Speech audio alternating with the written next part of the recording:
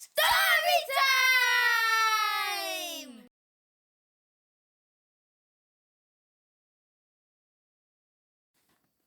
Thomas the pink-nosed reindeer was loved by absolutely everyone apart from Billy the bully. Billy the bully chased Thomas through the field, over the hill, down the mountain, through the stream, and bang! Into a tree. Thomas broke his horn. Oh, he sat and cried. Billy the bully was shocked, didn't know what to do, ran away, leaving poor Thomas the reindeer all on his own. Billy didn't tell anybody. He just left him there, and when he saw him next, he hung his head in shame. Poor Thomas, his horn was bandaged up.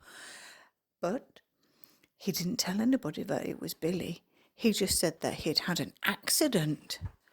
Billy was so grateful for this. He went to ask Thomas how he was. Thomas said, "My horn really hurts, and the doctor said that I was lucky not to lose it, and hopefully my horn will heal well." Billy asked what he could do to make things better. And Thomas said, "Stop bullying me. Why can't we just be friends and have fun?" Billy thought about this. Why did he actually not like Thomas? Why did he bully him? And he couldn't think of any reason.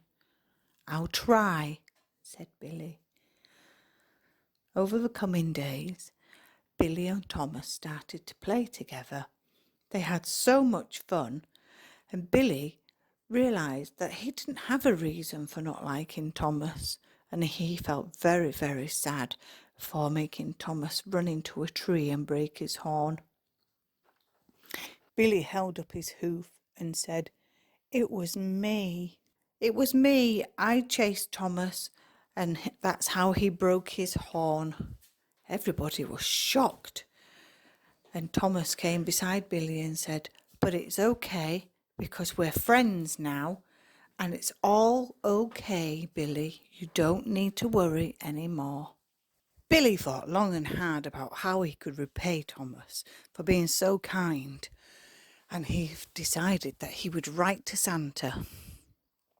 "Dear Santa, this may be a strange request. Maybe you get asked this all the time, but my friend Thomas is such a good reindeer, and he may not have a red nose, but I wondered maybe you would consider him for your crew. You see, I was a bully towards Thomas, and all he's ever done is be nice to me." And then Billy thought long and hard whether he should tell Santa about why Thomas was such a good guy.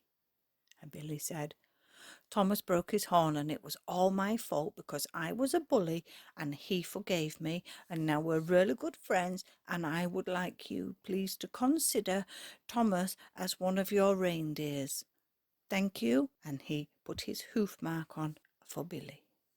He posted the letter and he waited. He didn't tell anybody about this. One day there was a knock at the door. There was Peter Penguin delivering the post. And there was a letter with the North Pole stamped on it. Billy opened it. "Dear Billy, thank you for your letter. Well, you have been a bad boy. Fancy bullying somebody and treating them so mean. You don't deserve a friend like Thomas, really.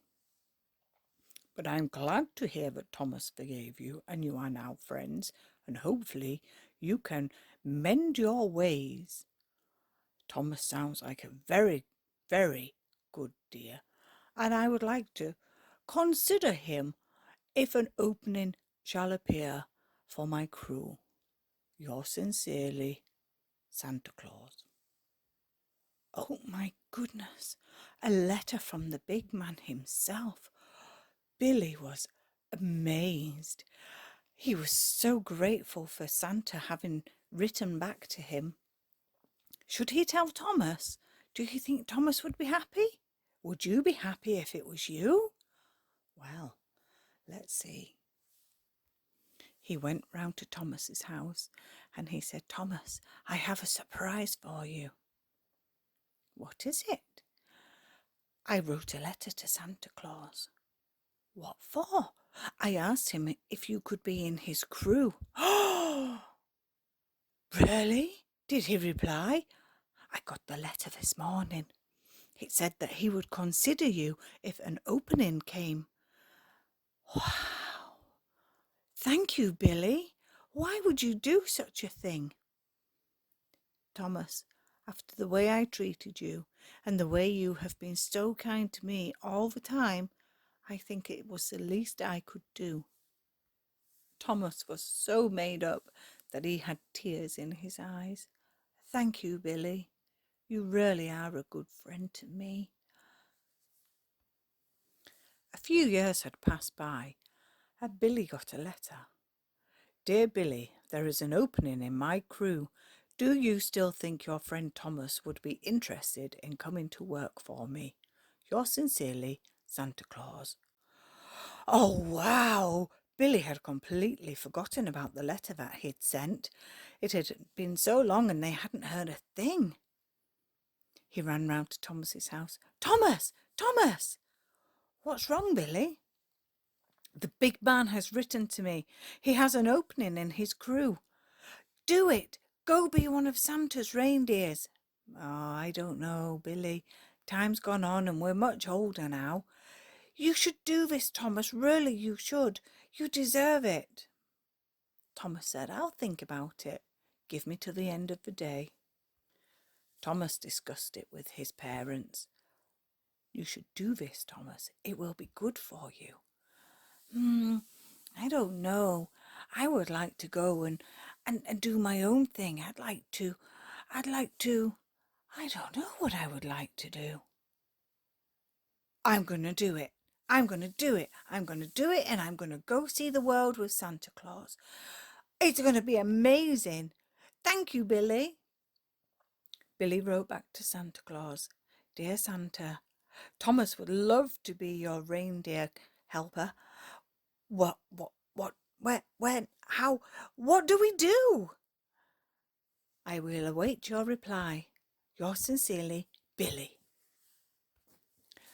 Santa replied straight away. Dear Billy, Thomas needs to come to my home at the North Pole. If he is a true reindeer for Santa Claus, he will find me on his own. Say goodbye to him because he is going to be in training for some time. You will see him again because you are a true friend.